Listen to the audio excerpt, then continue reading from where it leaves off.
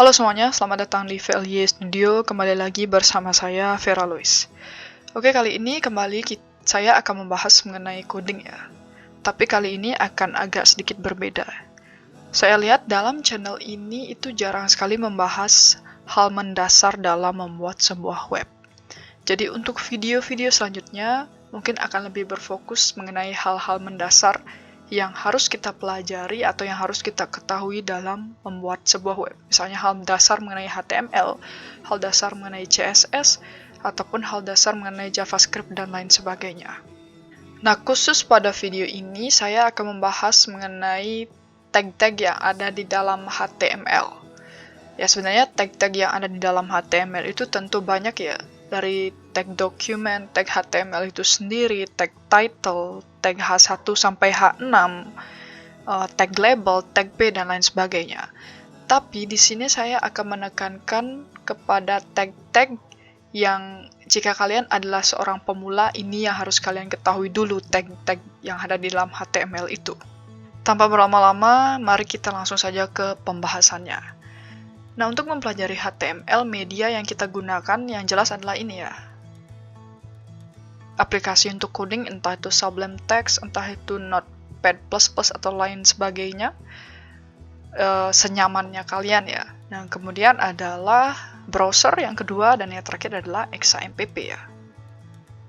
Untuk local hostnya. Nah, di sini kita langsung buat sebuah tag ya. Kalau di sini saya menggunakan Sublime Text ya.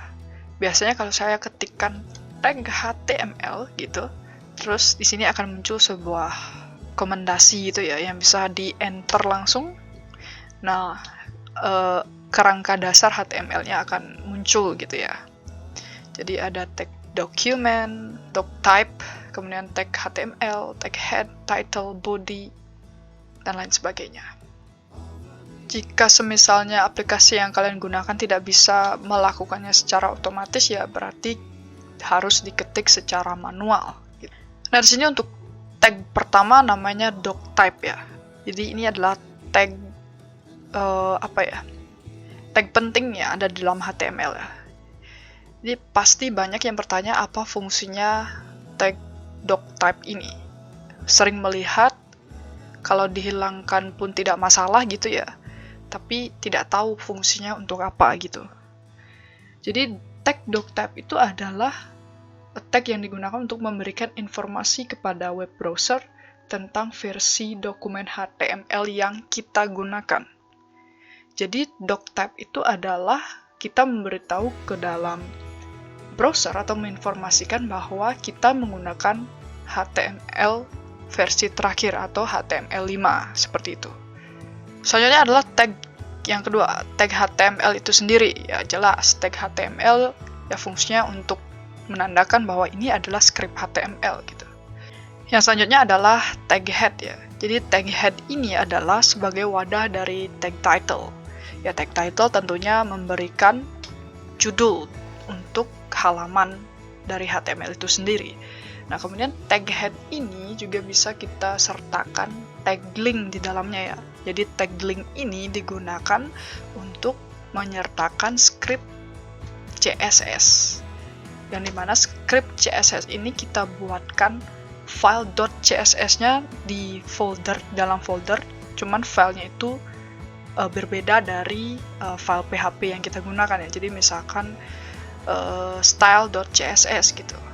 Yang dimana script CSS itu sendiri bisa kita panggil melalui tag link ini ya, di bagian href ini. Misalkan namanya adalah style.css,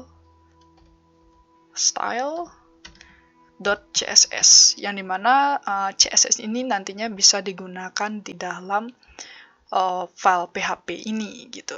Lalu tag lain yang bisa di dalam tag head ini adalah tag script ya.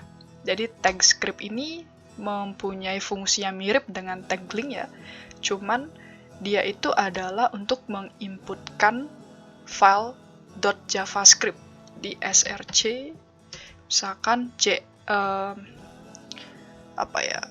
fungsi .cs gitu.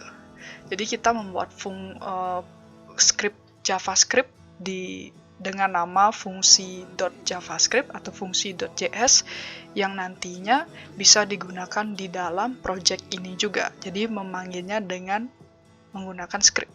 Jadi link itu untuk memanggil CSS, kemudian untuk memanggil JavaScript kita menggunakan tag script. Tag script ini tidak hanya digunakan untuk memanggil fungsi JavaScript yang udah kita buat di dalam file lain ya. Bisa juga kita menggunakan tag script ini untuk membuat kode JavaScript-nya di HTML ini juga gitu. Jadi misalkan ini, kemudian alert gitu misalnya. Hello world. Jadi bisa hello world. Jadi bisa digunakan untuk membuat script JavaScript yang digunakan untuk membantu proses pembuatan fitur atau lainnya di dalam sebuah website. Atau tag head ini juga bisa kita sertakan tag style ya. Jadi fungsinya tag style ini adalah mirip seperti tag link ya. Jadi fungsinya tag style ini adalah kita langsung membuat CSS-nya itu di dokumen HTML ini juga. Jadi misalkan body gitu, kita mau atur dia lebarnya berapa, misalkan 100% gitu. Kemudian background color-nya apa, white gitu misalnya. Nah, jadi tag style ini adalah kita membuat secara manual CSS-nya di dalam HTML itu sendiri. Bedanya kalau tag link ini kan kita buat CSS-nya dengan file nama .css, kemudian kita panggil melalui tag link. Sedangkan untuk tag style, kita langsung menyertakan script CSS-nya di dalam HTML ini. Oke, selanjutnya adalah tag body ya. Jadi tag body ini adalah inti dari apa yang ingin kita tampilkan, apa yang ingin kita persembahkan, atau user interface-nya kepada si user atau pengguna.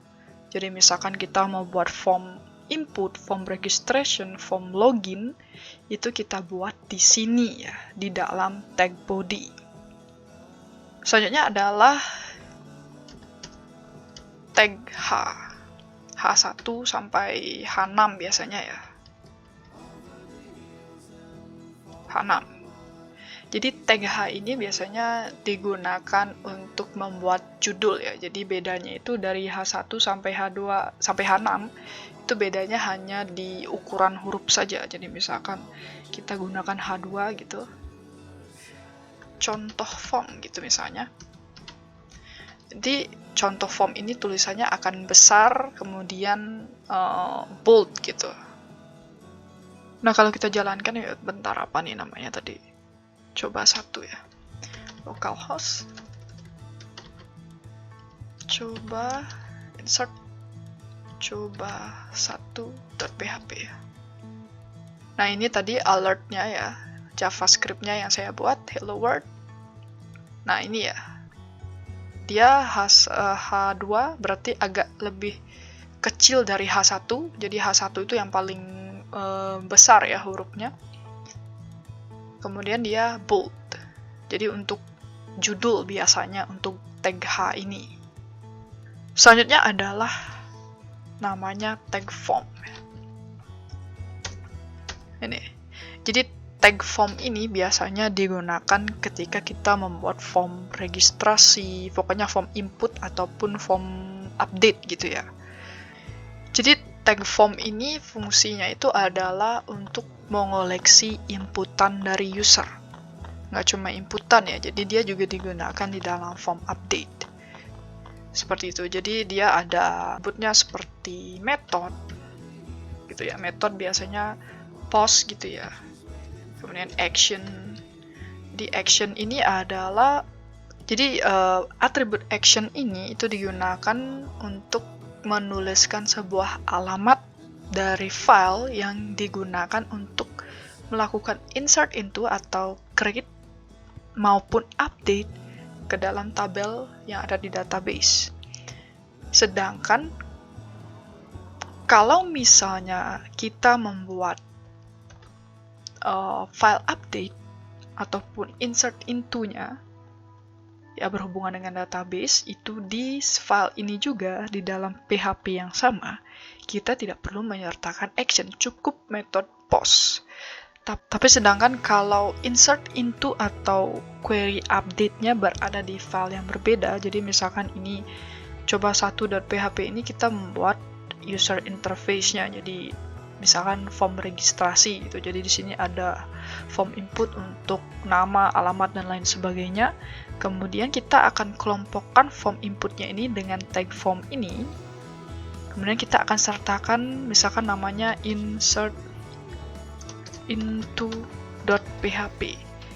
Jadi file data input yang kita kelompokkan di dalam form inputnya ini akan dibawa menuju insert into.php, yang dimana insert into.php ini pasti berhubungan dengan query insert into atau update ke dalam database. Yang selanjutnya adalah tag input ya. Jadi tag input, kemudian text area, kemudian input. Nah, ini maksudnya input type text ya. Text, kemudian input type date itu ya, sama select option ya. Jadi ini saja dulu. Jadi ini adalah tag yang biasanya digunakan untuk membuat form ya. Itu biasanya adalah input text, itu biasanya untuk nama atau bisa juga menginputkan angka ya. Nah, selanjutnya adalah text area ya. Tapi sebenarnya untuk pemula biasanya jarang menggunakan text area ini ya. Biasanya text area itu digunakan untuk menginputkan data yang panjang ya, biasanya kayak alamat atau deskripsi. Cuma biasanya kebanyakan pemula itu menggunakan type text saja gitu. Cuman kalau type text yang digunakan, dia tidak ada height-nya ya, cuma lebar ke samping ya untuk teks. Sedangkan text area ini dia melebar ke bawah. Jadi kalau kita jalankan itu seperti ini ya. Refresh. Nah, ini untuk teks, ini untuk text area, ini untuk date, dan ini untuk select option ya. Jadi text area itu biasanya digunakan untuk menginputkan data yang banyak. Nah, date ini untuk fungsinya menginputkan tanggal, sudah pasti ya. Untuk select option itu digunakan biasanya di sini ada tag option ya. Di tag option ini adalah option yang ingin kita tampilkan sebagai drop down. Misalkan pilihan satu sebagai optionnya yang bisa dipilih itu ya. Nah, ini sebagai optionnya. Nah, untuk membuat sebuah form input yang mendasar, biasanya ini yang diperlukan ya. Input text, text area, date, select. Dan satu lagi itu adalah tag button ya. Jadi tag button udah pasti namanya aja button, berarti berhubungan dengan tombol. Seperti itu. Jadi tombolnya yang digunakan untuk save data, untuk update data, untuk delete data. Itu biasanya berhubungan dengan tag button ini. Nah, biasanya ini ya, dari tag form ini adalah tag-tag yang digunakan untuk membuat form input ataupun form update. Nah, sedangkan untuk membuat list ya, itu biasanya digunakan adalah pertama yang perlu diketahui adalah tag label.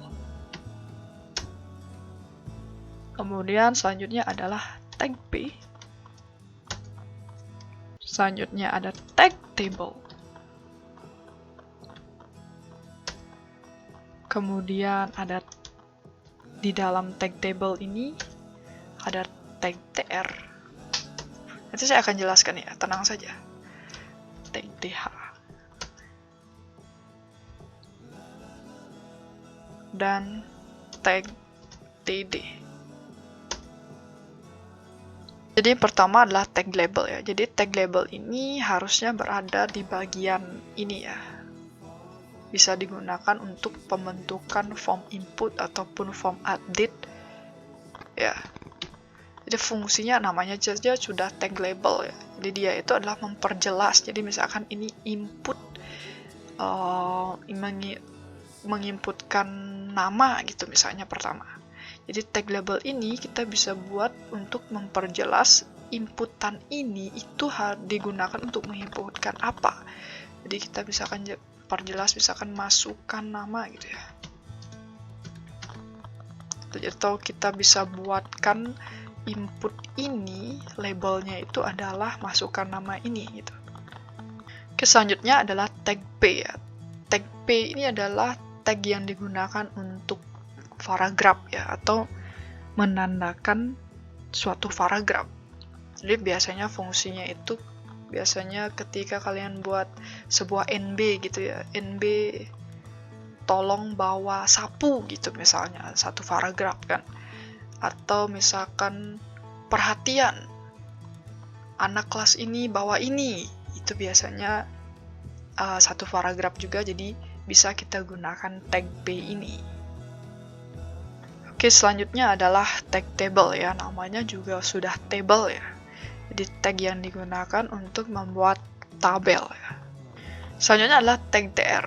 Jadi kalau membuat sebuah tag table itu pasti ada tag tr ya. Tag tr ini adalah menandakan baris di dalam sebuah table. Jadi tag tr, kemudian tag th, tag td. Maksudnya adalah tag th, tag td ini berada di baris pertama. Karena di sini tr-nya cuma satu ya, jadi hanya ada satu baris di dalam satu tabel. Jadi dia fungsinya adalah untuk membuat baris di dalam sebuah tabel. Nah, selanjutnya ada tag th dan tag tr. Jadi tag th dan tag tr ini juga bagian dari table ya. Jadi fungsinya sama-sama membuat kolom ya dalam satu baris. Cuman bedanya adalah tag th ini biasanya digunakan untuk head dari table. Jadi misalkan nomor, nama user, alamat user, atau head atau kolom yang ada di bagian paling atas, yang dimana dia nanti akan bold gitu. Jadi biasanya menggunakan th, atau bold itu maksudnya huruf tebal gitu ya. Itu biasanya menggunakan th. Nah, untuk td itu dia membuat kolom ya. Jadi misalkan nama user, berarti kolom td ini fungsinya untuk menampilkan data nama user, misal seperti itu. Nah, untuk ini ya, tag table ini atau tag p ini. Jadi tag p ini bisa digunakan di form juga, bisa digunakan di list juga ya. Nah, untuk tag table ini biasanya digunakan untuk pembuatan list ya. Jadi list data user, list data pegawai, dan lain sebagainya. Nah, untuk yang atas ini biasanya digunakan untuk membuat form.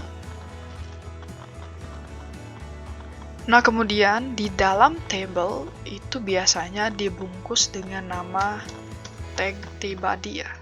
Nah, kalau di dalam form itu biasanya dibungkus dengan tag body. Kalau table biasanya dibungkus dengan tag tbody. Jadi tag tbody ini adalah pembungkus dari tag table itu sendiri. Jadi dia menurut versi VLY Studio ya, tag-tag yang mesti diketahui oleh jika kalian adalah salah satu dari si pemula. Jika sudah tahu tag-tag ini, tentu saja tidak menutup kemungkinan untuk mengetahui tag-tag lain yang digunakan untuk membuat fitur yang lain lagi. Misalnya, membuat fitur navbar. Itu navbar itu biasanya ada drop down-nya, itu bukan menggunakan select option ya. Itu menggunakan tag lain lagi. Oke, sekian ya untuk penjelasan mengenai tag yang harus diketahui oleh pemula. Nah, jika di sini tagnya yang harus diketahui oleh pemula menurut kalian ada yang kurang, itu bisa dikomen di bawah ya. Kita saling berbagi, memberikan informasi kepada orang yang tidak tahu ya. Ingat, berbagi tidak akan membuat kita menjadi miskin. Terima kasih sudah menonton video ini, semoga ini bermanfaat. Kita bertemu lagi di video selanjutnya. Terima kasih.